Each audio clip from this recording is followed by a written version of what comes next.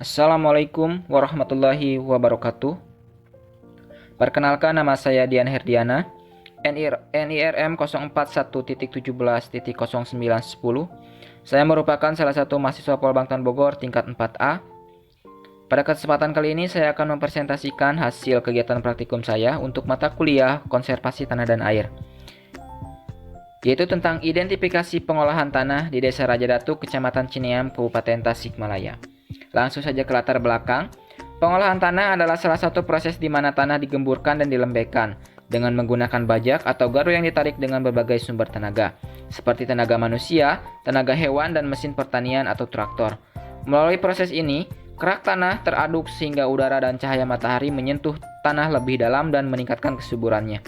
Sekalipun demikian, tanah yang sering digarap sering menyebabkan kesuburannya berkurang. Pengolahan bertujuan untuk memperbaiki sifat fisik tanah agar lapisan yang semula keras menjadi datar dan melumpur. Dengan begitu, gulma akan mati dan membusuk menjadi humus. Aerasi tanah menjadi lebih baik, lapisan bawah tanah menjadi jenuh air sehingga dapat menghemat air. Selanjutnya ada tujuan dan waktu dan tempat praktikum. Tujuannya, adapun tujuan dari praktikum konservasi tanah dan air adalah sebagai berikut. 1. Mahasiswa mampu melakukan kegiatan identifikasi jenis konservasi yang diterapkan di daerah masing-masing. Kedua, mahasiswa mampu menganalisis biaya pengolahan tanah yang diterapkan di daerah masing-masing. Waktu dan tempat pelaksanaan. Observasi terkait pelaksanaan kegiatan pengolahan tanah dilakukan sesuai dengan tempat tinggal mahasiswa. Penulis melakukan pengamatan di Desa Rajadatu, Kecamatan Cineam, Kabupaten Tasikmalaya, Jawa Barat. Pelaksanaan identifikasi dimulai sejak bulan Januari tahun 2021. Alat dan bahan yang digunakan pada saat kegiatan praktikum. Alat dan bahan yang digunakan adalah alat tulis dan kamera sebagai alat untuk mendokumentasikan kegiatan observasi. Cara kerja yang dilakukan yaitu penulis melakukan pengamatan dan mempraktikkan langsung pengolahan lahan di lahan yang sedang digarap oleh petani. Kemudian penulis melakukan wawancara langsung kepada petani terkait pengolahan lahan yang dilakukan saat praktikum. Penulis melakukan wawancara kepada dua petani yang masing-masing memiliki cara pengolahan yang berbeda, yaitu dengan cara mekanik menggunakan cangkul dan menggunakan teknologi alat mesin pertanian seperti traktor tangan.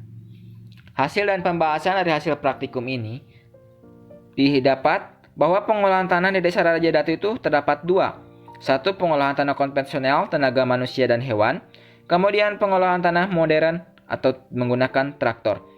Dapat dilihat dari gambar, ada pengolahan tanah menggunakan traktor, yaitu traktor tangan roda 2 yang berukuran kecil, yaitu kultivator untuk pengolahan tanah menggemburkan dengan cara dirotari. Kedua, ada pengolahan tanah yaitu dengan cara mencangkul. Penerapan konservasi lahan. Pengolahan lahan di Desa Rajadatu pada kegiatan pengolahan lahan menerapkan konservasi tanah dan air seperti pembuatan saluran irigasi, pengairan untuk menjaga ketersediaan air, dan pada saat musim hujan air tidak merusak areal pertanaman.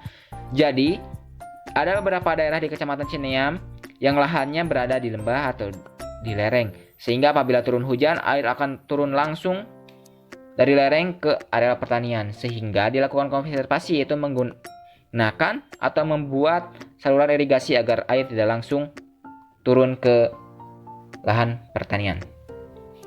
Kelebihan dan kekurangan pengolahan tanah konvensional dan modern. Hasil wawancara dengan petani. Kelebihan konvensional. 1. Bagian-bagian yang sempit kecil dapat terolah. Kedua, bisa dilakukan di lahan yang berlereng. Ketiga, alat yang digunakan sederhana.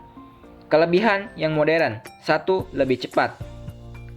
Menurut petani lebih cepat karena menggunakan tenaga mesin. Yang kedua, tenaga lebih besar. Yang ketiga, membalikan tanah lebih dalam karena tenaganya lebih besar. Menurut petani, hasil dari pembajakannya juga lebih dalam. Kemudian ada kekurangan konvensional. 1. Membutuhkan banyak orang. Karena menurut petani, dari 1000 meter persegi lahan pertanian apabila dengan menggunakan tenaga manusia membutuhkan 2 orang. Sedangkan dengan menggunakan mesin hanya cukup 1 orang. Kemudian waktu lama. Yang ketiga, membalikkan tanah tidak terlalu dalam. Yang kekurangan yang modern, mahal karena ada biaya bensin dan perawatan. Yang kedua, sulit digunakan di lahan yang sempit dan berlereng karena sangat sulit saat pengangkutan. Atau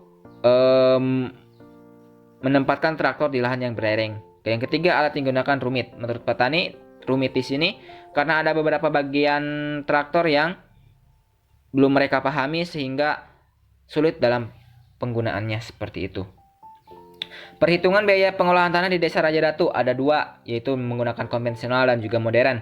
Nah, untuk tenaga yang konvensional, untuk luasan lahan 1000 meter persegi ini membutuhkan orang sebanyak 2 orang atau 2 orang tenaga kerja. Kemudian untuk harian kerjanya ada 2 hari pengerjaan. Nah, untuk biaya 1 hari kerja ini Rp100.000 untuk 1 orang tenaga kerja. Nah, total biaya yang dikeluarkan untuk 1000 meter persegi yaitu Rp400.000. Dua tenaga kerja dikali 100.000, 200.000, kemudian dikalikan selama 2 hari menjadi 400.000. Nah, sedangkan untuk kebutuhan tenaga kerja untuk pengolahan lahan menggunakan alsinan atau traktor, biaya sewa alat dan tenaga kerja untuk luas lahan 1000 meter yaitu 250, itu untuk sewa alat dan juga tenaga kerjanya. Kemudian untuk biaya bensin sebanyak 30.000. Pengerjaan dilakukan selama 1 hari. Kemudian total biaya yang diperlukan ialah 280.000 untuk total 1000 meter persegi.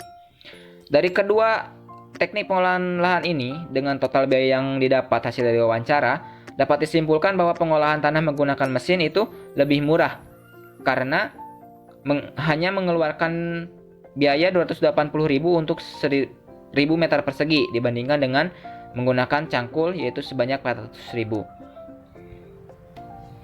Mungkin itu saja yang dapat saya sampaikan.